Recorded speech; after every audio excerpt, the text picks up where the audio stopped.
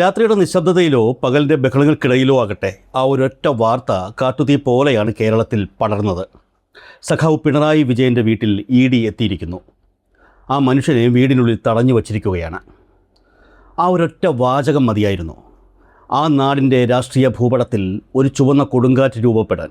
എന്ത് സംഭവിക്കുന്നുവെന്ന് ചിന്തിക്കാൻ പോലും സമയം കൊടുക്കാതെ, ഒരു നേതാവിൻ്റെയും ആഹ്വാനത്തിനും കാത്തു നിൽക്കാതെ പതിനായിരങ്ങളാണ് അവിടേക്ക്, ആ തെരുവിലേക്ക് ഒഴുകിയെത്തിയത്. ആർക്കും ആരെയും വിളിക്കേണ്ടി വന്നില്ല. വാട്സപ്പുകളിൽ സന്ദേശങ്ങൾ കൈമാറേണ്ടി വന്നില്ല. ഒരു കമ്മിറ്റിയും തീരുമാനമെടുത്തില്ല. കാരണം ഇത് ഹൃദയത്തിൽ തൊട്ട ഒരു വൈകാരികതയുടെ പൊട്ടിത്തെറിയായിരുന്നു. തൻ്റെ നേതാവിനെ തങ്ങൾ ജീവനതുല്യം സ്നേഹിക്കുന്ന പ്രസ്ഥാനത്തിൻ്റെ നെടും തൂണിനെ വേട്ടയാടാൻ ആരെയും അനുവദിക്കില്ല എന്ന അടിയുറച്ച പ്രഖ്യാപനമായിരുന്നു ആ ജനസാഗരം. അണപൊട്ടി ഒഴുകിയ ആ ജനക്കൂട്ടത്തിൽ പലരുമുണ്ടായിരുന്നു. പാർട്ടി ക്ലാസുകളിൽ പങ്കെടുത്തിട്ടുള്ളവർ മാത്രമല്ല, ചിലപ്പോൾ പാർട്ടിയുടെ ചില നയങ്ങളോട് വിയോജിപ്പുള്ളവരും മുൻപ് എതിരായി വോട്ട് ചെയ്തവരും ഒക്കെ ഉണ്ടാകാം ആ കൂട്ടത്തിൽ. എന്നാൽ അവരെയെല്ലാം ആ നിമിഷത്തിൽ ഒന്നിപ്പിക്കുന്ന ഒരു വികാരമുണ്ട്: പാർട്ടി എന്ന മൂന്നക്ഷരം. ആ വികാരത്തിന് മുന്നിൽ മറ്റെല്ലാ വിയോജിപ്പുകളും അപ്രസക്തമാകുന്നു. കാരണം പിണറായി വിജയൻ എന്നത് കേവലം ഒരു വ്യക്തിയല്ല, ഒരു പ്രസ്ഥാനത്തിൻ്റെ അമരക്കാരനാണ്. ഒരു കമ്മ്യൂണിസ്റ്റിനെ സംബന്ധിച്ചിടത്തോളം തൻ്റെ നേതാവ് ആക്രമിക്കപ്പെടുമ്പോൾ അത് തൻ്റെ വീടിന് നേരെ, തൻ്റെ ജീവന് നേരെ നടക്കുന്ന ആക്രമണമാണ്. ജീവൻ കൊടുത്തും തങ്ങളുടെ നേതാവിനെ കാത്തു രക്ഷിക്കാൻ നെഞ്ചുറപ്പുള്ളവരുടെ ആ കൂട്ടായ്മയാണ് ലോകത്തിന് മുന്നിൽ കമ്മ്യൂണിസ്റ്റ് പാർട്ടിയെ എക്കാലത്തും വ്യത്യസ്തമാക്കുന്നത്. ഒരു പ്രതിസന്ധി വരുമ്പോൾ ചുറ്റുനിന്ന് കല്ലെറിയാൻ എല്ലാവർക്കും എളുപ്പമാണ്. എന്നാൽ ആ കല്ലേറുകൾക്കിടയിൽ തൻ്റെ നേതാവിനൊരു പോറൽ പോലും ഏൽക്കാതെ കോട്ട കെട്ടി പ്രതിരോധിക്കാൻ സഖാക്കൾക്ക് കഴിയൂ. ഒരു ജനാധിപത്യ സംവിധാനത്തിൽ അന്വേഷണ ഏജൻസികൾക്ക് പ്രവർത്തിക്കാൻ അധികാരമുണ്ട്. നിയമപരമായ ഏത് അന്വേഷണത്തെയും നേരിടാൻ തയ്യാറാണെന്ന് ഈ പ്രസ്ഥാനവും അതിൻ്റെ നേതാക്കളും പലതവണ തെളിയിച്ചിട്ടുള്ളതുമാണ്. എന്നാൽ പ്രതികാര ബുദ്ധിയോടെ രാഷ്ട്രീയ എതിരാളികളെ ഇല്ലാതാക്കുക എന്ന ലക്ഷ്യത്തോടെ ഭരണകൂടം അന്വേഷണ ഏജൻസികളെ കയറൂരി വിടുമ്പോൾ അതിനെ കയ്യും കെട്ടി നോക്കി നിൽക്കാൻ ഒരു കമ്മ്യൂണിസ്റ്റുകാരനും കഴിയില്ല. കേസിൽ പ്രതിയല്ലാത്ത, യാതൊരു ബന്ധവുമില്ലാത്ത ഒരു വ്യക്തിയെ, അതും കേരളം കണ്ട ഏറ്റവും കരുത്തനായ ഒരു കമ്മ്യൂണിസ്റ്റ് നേതാവിനെ വീട്ടിൽ തടഞ്ഞു വെച്ച് മാനസികമായി തകർക്കാനാണ് അവർ ശ്രമിച്ചത്. കുടുംബാംഗങ്ങളെ വേട്ടയാടുന്നതിലൂടെ പിണറായി വിജയൻ എന്ന ആ വൻമരത്തെ വീഴ്ത്താമെന്ന് കേന്ദ്ര ഭരണകൂടം മനപ്പായസമുണ്ടു. പിഞ്ചു കുട്ടികളുടെ പോലും മനുഷ്യാവകാശങ്ങൾ ലംഘിച്ചുകൊണ്ട് ഒരു വീടിനാകെ തടവറയാക്കി മാറ്റിയ നടപടി അങ്ങേയറ്റം പ്രതിഷേധാർഹമായിരുന്നു. എന്നാൽ അവർക്കറിയില്ലായിരുന്നു, പിണറായി വിജയൻ എന്ന നേതാവിന് കാവലായി നിൽക്കുന്നത് കുറേ സായുധ പോലീസുകാരല്ല, മറിച്ച് കേരളത്തിലെ ലക്ഷക്കണക്കിന് വരുന്ന സഖാക്കളുടെ നെഞ്ചുറപ്പാണെന്ന്. ഇവിടെയാണ് കമ്മ്യൂണിസ്റ്റ് പാർട്ടിയുടെ സംഘടനാ സംവിധാനത്തിൻ്റെ കരുത്ത് നാം തിരിച്ചറിയേണ്ടത്. ഏതൊരു പാർട്ടിയും പ്രതിരോധത്തിലാകുന്ന അവസരങ്ങളുണ്ടാകാം. എന്നാൽ അത്തരം ഘട്ടങ്ങളിൽ ആ പാർട്ടിയുടെ അണികൾ എങ്ങനെ പ്രതികരിക്കുന്നു എന്നതിലാണ് അവരുടെ യഥാർത്ഥ ശക്തി കുടികൊള്ളുന്നത്. ആ വീടിന് മുന്നിലെ ആ ജനസാഗരം നൽകിയ സന്ദേശം വ്യക്തമായിരുന്നു: ഇത് ഞങ്ങളുടെ നേതാവാണ്, തൊട്ടു നോക്കട എന്ന താക്കീതായിരുന്നു ആ മുദ്രാവാക്യങ്ങളിൽ അലയടിച്ചത്. പാർട്ടി പ്രതിരോധത്തിലാകുന്ന ഏതവസരത്തിലും ഓടിയെത്തുന്നവരാണ് സഖാക്കൾ എന്ന വസ്തുത ഒരിക്കൽ കൂടി അരക്കിട്ടുറപ്പിക്കുകയായിരുന്നു അവിടെ. ഇതൊരു അന്ധമായ ആരാധനയല്ല, മറിച്ച് താൻ വിശ്വസിക്കുന്ന രാഷ്ട്രീയത്തോടും ആ രാഷ്ട്രീയം ഉയർത്തിപ്പിടിക്കുന്ന നേതാവിനോടുമുള്ള അചഞ്ചലമായ കൂറാണ്. അധികാരത്തിൻ്റെ ദണ്ടുപയോഗിച്ച് ഭയപ്പെടുത്താൻ നോക്കിയാൽ ഭയന്നോടുന്നവരല്ല കമ്മ്യൂണിസ്റ്റുകാർ എന്ന ചരിത്ര സത്യം ഒരിക്കൽ കൂടി ആവർത്തിക്കപ്പെട്ടു.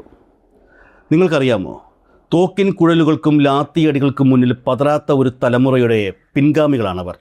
പിണറായി വിജയൻ എന്ന നേതാവ് ഇത്തരത്തിലുള്ള എത്രയോ അഗ്നി പരീക്ഷകളെ അതിജീവിച്ചാണ് ഇന്ന് കാണുന്ന കരുത്തുറ്റ നായകനായി മാറിയത്. അദ്ദേഹത്തെ ഭയപ്പെടുത്താൻ ഒരു കേന്ദ്ര ഏജൻസിക്കും കഴിയില്ലെന്ന് അദ്ദേഹത്തെ അറിയാവുന്ന ഏതൊരാൾക്കും ഉറപ്പാണ്. എന്നിട്ടും എന്തിനാണ് ജനങ്ങൾ ആ വീടിന് മുന്നിലേക്ക് ഇരച്ചെത്തിയത്? അത് അദ്ദേഹത്തിന് സംരക്ഷണം നൽകാൻ വേണ്ടി മാത്രമായിരുന്നില്ല, മറിച്ച് സഖാവേ, ഞങ്ങൾ ഒപ്പമുണ്ട് എന്ന അവരുടെ സ്നേഹപ്രകടനം കൂടിയായിരുന്നു. അതൊരു രാഷ്ട്രീയ ജാഗ്രതയാണ്. തങ്ങളുടെ പ്രസ്ഥാനത്തെയും നേതാക്കളെയും ഒറ്റപ്പെടുത്തി വേട്ടയാടാൻ ആരെയും അനുവദിക്കില്ല എന്ന രാഷ്ട്രീയ ജാഗ്രത. ഇത്രയും വലിയൊരു രാഷ്ട്രീയ വേട്ട നടക്കുമ്പോഴും അതിൽ നിന്ന് എങ്ങനെ മുതലെടുപ്പ് നടത്താമെന്ന് ചിന്തിക്കുന്ന ചിലരുണ്ടായിരുന്നു.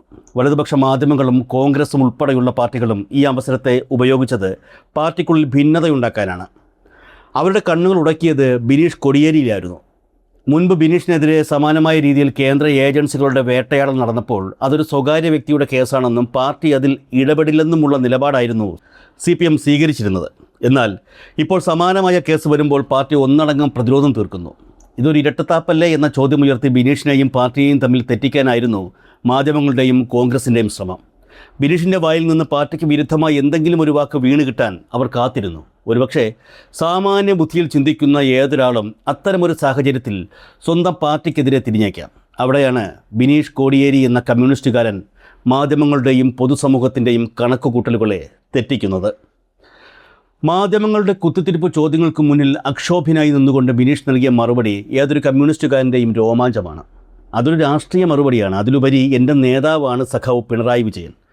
ആ സഖാവിനെതിരെയുള്ള നീക്കത്തെ പാർട്ടിക്കെതിരെയുള്ള നീക്കമായാണ് ഞാൻ കാണുന്നത്. എനിക്കെന്ത് നൽകി എന്ത് നൽകിയില്ല എന്ന് നോക്കിയിട്ടല്ല ഞാൻ എൻ്റെ ജീവിതത്തിൽ നിലപാടുകൾ എടുത്തിട്ടുള്ളത്.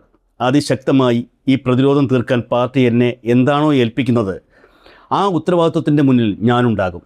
ഈ വാക്കുകൾ കേവലം ഒരു വ്യക്തിയുടെ വൈകാരിക പ്രകടനമല്ല, അതൊരു രാഷ്ട്രീയ പാഠമാണ്. വ്യക്തിപരമായ അനിഷ്ടങ്ങളോ നേട്ടങ്ങളോ അല്ല, പ്രസ്ഥാനമാണ് വലുത് എന്ന് വിശ്വസിക്കുന്ന ഒരു യഥാർത്ഥ സഖാവിൻ്റെ പ്രഖ്യാപനമാണത്. അച്ഛനും അമ്മയും കുട്ടികളും ഉൾപ്പെടെയുള്ളവരെ തടഞ്ഞു വച്ചുകൊണ്ട് നടത്തുന്ന ഈ വേട്ടയാടലിനെതിരെ എല്ലാ പാർട്ടി കുടുംബങ്ങളും ഒന്നിച്ചു നിൽക്കേണ്ടതുണ്ടെന്നും താൻ ഒന്നിച്ചു നിൽക്കാൻ തീരുമാനിച്ചുറച്ചാണ് ഇവിടെ എത്തിയതെന്നുമുള്ള ബിനീഷിൻ്റെ വാക്കുകൾ ആ ജനസാഗരത്തിൻ്റെ വികാരത്തെയാണ് പ്രതിനിധാനം ചെയ്തത്. അത് രാഷ്ട്രീയപരമായിട്ടുള്ള മറുപടിയാണ്. ഞാൻ രാഷ്ട്രീയപരമായിട്ടുള്ള മറുപടി എന്നുള്ളതിലുപരി എൻ്റെ നേതാവാണ് സഖാവ് പിണറായി വിജയൻ. ആ സഖാവിൻ്റെ എതിരായിട്ടുള്ള ഒരു നീക്കമായിട്ടാണ് ഞാൻ കാണുന്നത്. ആ സഖാവിനെതിരായിട്ടുള്ള നീക്കം എന്ന് പറയുമ്പോൾ പാർട്ടിക്കെതിരായിട്ടുള്ള നീക്കമാണ്. അപ്പോൾ ആ നീക്കം എന്ന് പറയുന്നത് പാർട്ടി എന്നുള്ളതിൻ്റെ പ്ലാറ്റ്ഫോമിൽ നിന്നുകൊണ്ട് മാത്രമാണ് എനിക്കതിനെ സംസാരിക്കാനും അതിനെ പ്രതിരോധിക്കേണ്ട ഉത്തരവാദിത്വം ഉള്ളത്.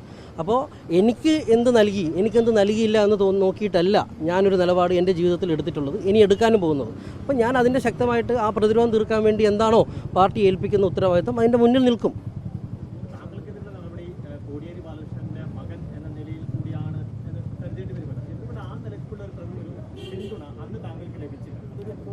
അല്ല, അത് ഞാൻ അല്ലല്ലോ അതിന് മറുപടി പറയേണ്ടത്. ഇപ്പോൾ ഞാൻ അത്തരത്തിലും കാര്യങ്ങൾക്ക് മറുപടി പറയേണ്ടുന്നൊരു വ്യക്തി ഞാനല്ലല്ലോ, അത് പാർട്ടിയാണല്ലോ പറയേണ്ടത്. ആ പാർട്ടി ആ സമയത്ത് കൃത്യമായിട്ട് പറഞ്ഞിട്ടുണ്ട്. ഇനിയും അത് പാർട്ടി അത് വ്യക്തമാക്കും. ഞാൻ അതിൻ്റെ ആ ഭാഗത്ത് തന്നെയാണ് ഞാൻ എത്തുന്നത്. ഇത് എടുത്തിരിക്കുന്നത് ഒരു വ്യക്തിയുടെ പേരിലാണ്. പിണറായി സാഹിബിൻ്റെ പേരിൽ ഒരു കേസുമില്ല.